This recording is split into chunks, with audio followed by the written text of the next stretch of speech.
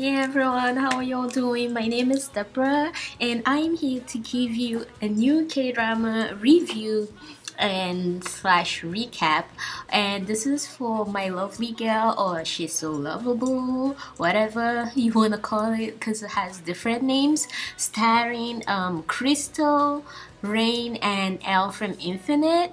And yeah, I'm gonna start by giving a summary of the 4 episodes that have come out and then tell you what I feel about the whole drama as a whole. And maybe I'll do another K-drama review today or tomorrow for Secret Door, which is another drama that I am crazy about and I am currently watching. But yeah, let's see how it goes. And I am also considering doing a Surplus Princess K-drama review. So yeah, let's see how it goes, if I have the time to do 3 K-drama reviews or not. But let's start with a summary of my lovely girl. I'll try to keep it as short as possible so you just get an idea of what it's all about.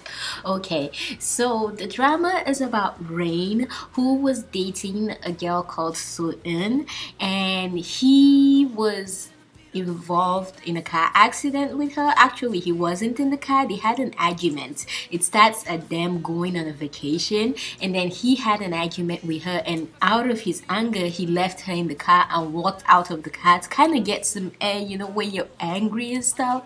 So he left her in the car, and an accident occurred on the road that hit her and affected her, and she died in the car. So ever since then, he was a producer during that time, but ever since then he stopped producing music, he stopped being involved in anything musical, and he kind of secluded himself from the world. So here comes in Crystal. Crystal is the sister of Soo-eun, who was miraculously, supernaturally introduced to Rain, in that Rain had the phone ring, Soo-eun's phone ring, that has been dead for 3 years. I think it has to be, because it wasn't charged, it was just in a drawer. So he had the phone ring and he picked up the phone and he had a message from Crystal talking to her about how her life sucks and how things are going so bad for her and debt collectors are following her and etc and etc. And so he decided he had a mission, a goal in life, and his goal was to save Crystal. Alright, that was kind of dramatic, but y'all get me. I'm talking about a K-drama right now. So anyway, he decided to take her under his wings and take care of her, and so he went back to Seoul. And when he went to Seoul, he started searching for her. But while he was searching for her, he didn't realize that she was working in the same hotel that he was leaving. And so he took this girl in the hotel, whom his dog called Dalbong, which, oh my goodness, I will get into later. But Dalbong took a great interest in Crystal, and she was the only person that was able to make Dalbong friendly, kinda, because Dalbong is apparently not so friendly with other people, especially females, but he was really friendly with her and he liked her. So Rain made Crystal the dog nanny, sitter, the sitter for the dog. He made her dog sitter, and so she was taking care of the dog.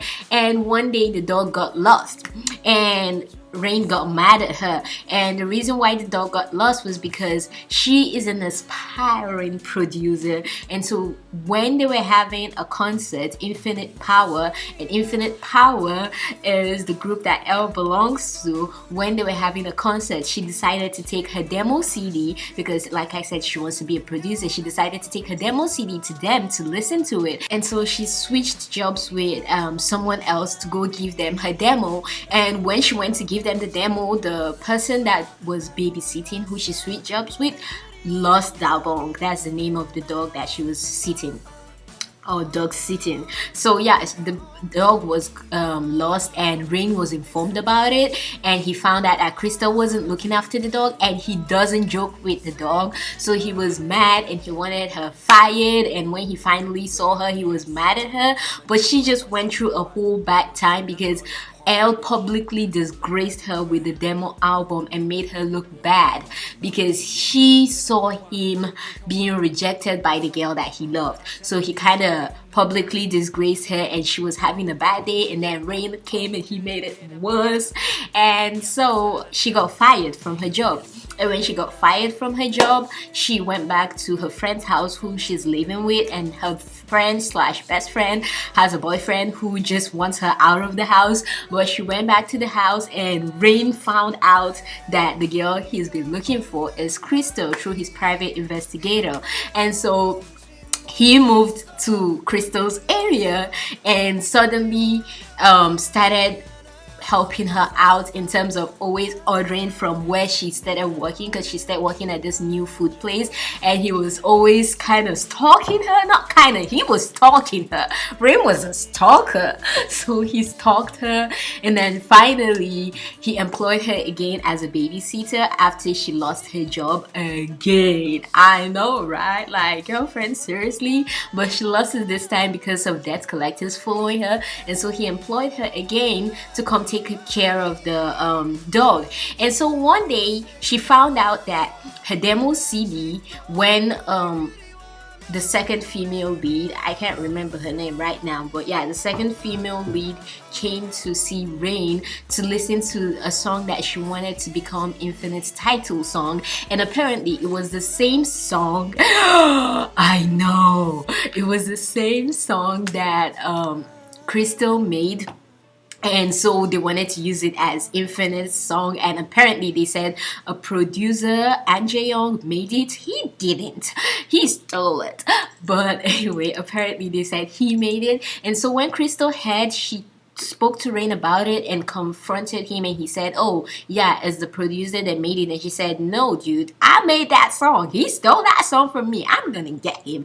Okay, she didn't say it that way, but then she went to see him and she confronted him, and Rain came behind her, and the producer kind of slapped her in her face, not an actual slap, but a slap with words. And he was just like, oh, he slapped her? No, he didn't. So he slapped her with words, telling her stuff about how she's so below him and she should never come around again. And so Rain came and confronted him after she left about the whole situation, and Rain decided that he was going to take over the company because his dad had just been admitted into the clinic for some serious mental health issues, and so he decided he's going to step in and be the CEO, because his dad is the CEO of the company ANA, and be the CEO before his dad gets better. And so now he has a say over the producer and what the producer produces.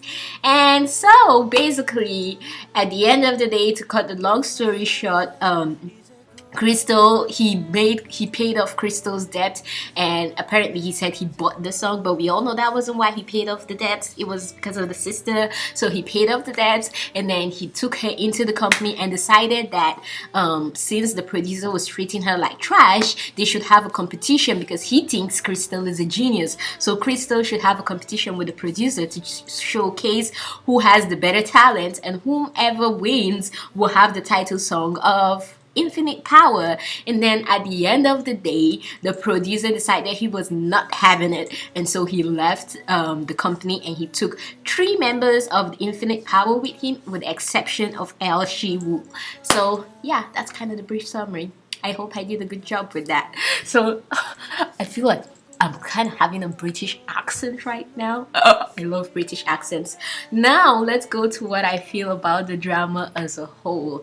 Alright, so this drama is one drama that is not different. Okay, when I first watched it, my first thought was, this is so cliche. Everything has happened before. There is nothing new. It's just the different characters. The actors and actresses that are different, because this has happened before. It's not like a breath of fresh air, like it's okay, that's love. If that is what you're expecting, then this is not that. If you're expecting something totally different, like My Love from the Stars, and something so delicious like that, then it is definitely not that. It is the same cliche drama that we've seen before in Hairs, in Beautiful, You're Beautiful, in Gumjandi, in all the dramas, name them, Boys Over Flowers. We've seen it before. We've basically seen this drama before. Heartstrings, etc. We've seen it before, but it's just that it's a different group of actors and actresses. Okay, But the thing about this drama is, in as much as we've seen it before, it still does something to you that keeps you in and makes you want to watch more and just keeps you interested in it. Who doesn't love cliches that are classics? We love those cliches that are classics, and that's why we still keep having stuff like that. Okay, so now I'm gonna talk about the characters and what I felt about the whole drama as a whole. So I love the chemistry. Let's start by the chemistry between Shiwoo and Sena. That's Crystal and Elle. Oh my freaking goodness, they're the cutest people ever. I'm just like, oh my goodness, y'all need to date though. I love how they mildly flirt with each other, even though they might not realize that they're flirting with each other, but they're just so cute together. And the scene where he was creating the music, or rather sampling the music for her, and she made the song and he was gonna sing it, and he looked at her and he's like, this must be your first time. Oh my freaking goodness, I like lost my senses for a second there because it was so hot and you could feel the sensation and my heart flipped, and I'm like, oh my freaking goodness, y'all need to get together like ASAP.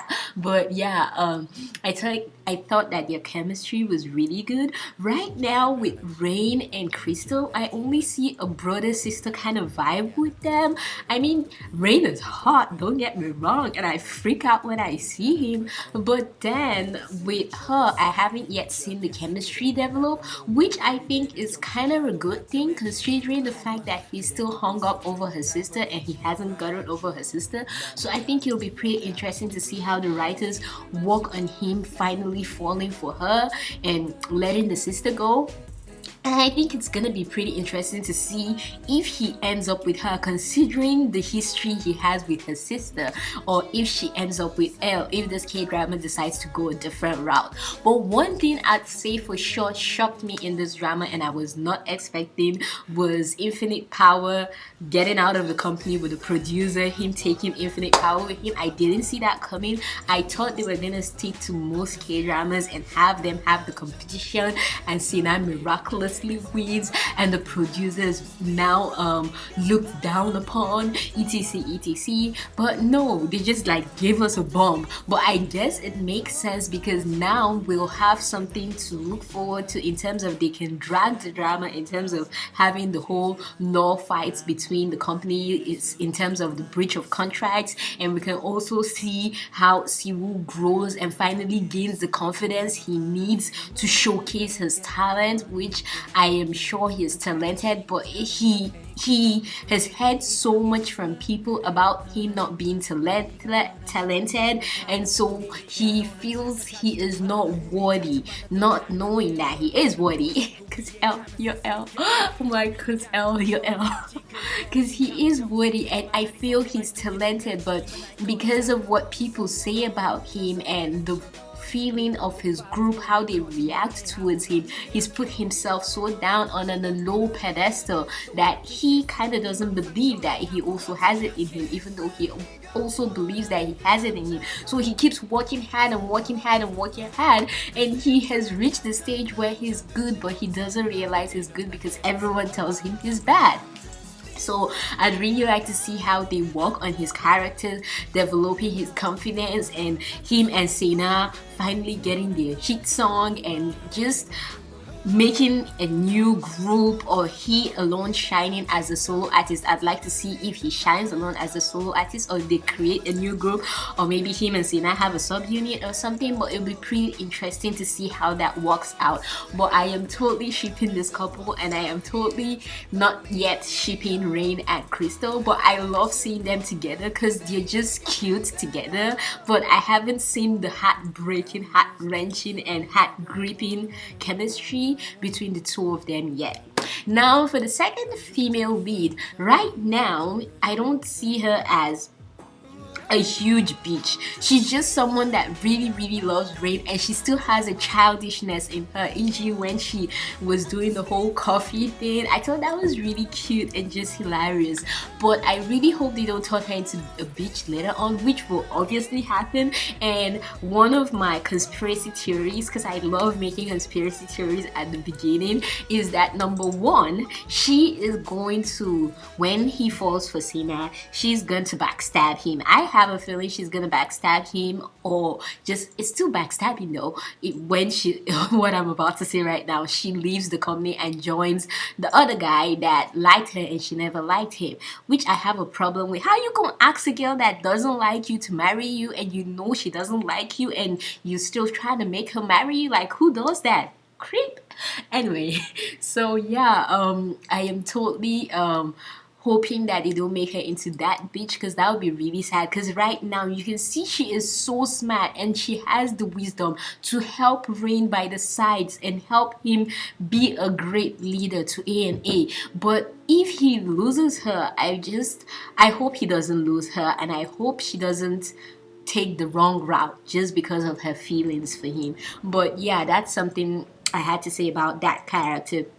Now on to the whole situation between the dad and Rain and the child. Here's my conspiracy theory. I feel that child that the dad might have had with a trainee or whomever she is that he slept with is Shiwu. I feel that's why the writer kept bringing these connections between Shiwu and Rain in the beginning, how they met and etc. So I feel that and how they were talking to each other like they knew each other, and the whole office scene when they were together and he was telling him, dude, go make up with Infinite. I feel they have that brotherly connection that draws them to each other, that brotherly love-hate relationship. They have that, and I feel it's because they might be half brothers, and that child with Soap, because it's a boy, I feel it's gonna be Shiwu, and the bomb is gonna explode in a beat, and that's another secret or thing that's gonna keep this drama moving.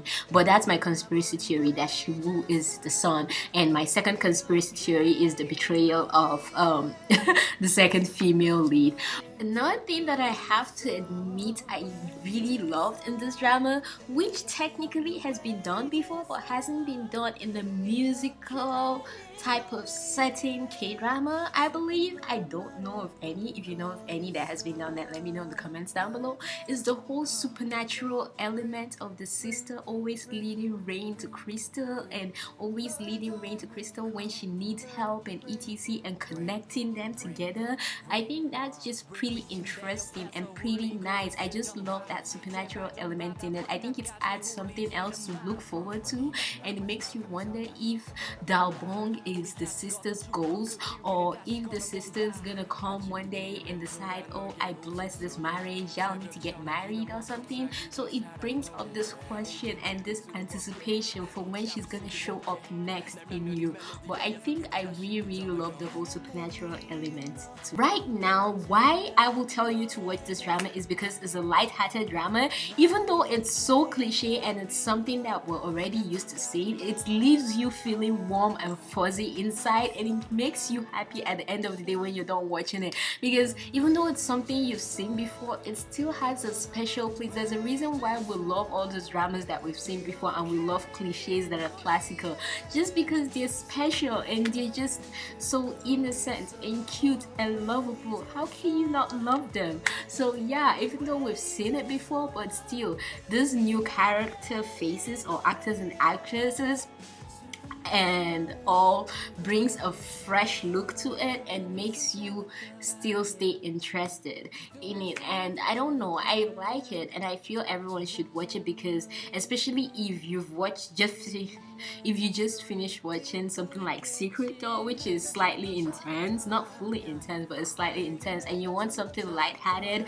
on a day you just had a bad day at work and you just want something lighthearted to watch, then this is definitely a drama that I would recommend to you to go watch, because it's just a light drama and a fun drama, an easy drama to watch that doesn't really cause you so many headaches and give you so much emotions. It's just smooth and easy. That's the way to describe this drama, and so I like it for that. It's really cute, and hey, you can't go wrong in a drama with Rain and Crystal. Like, oh my goodness, you can never go wrong with those three.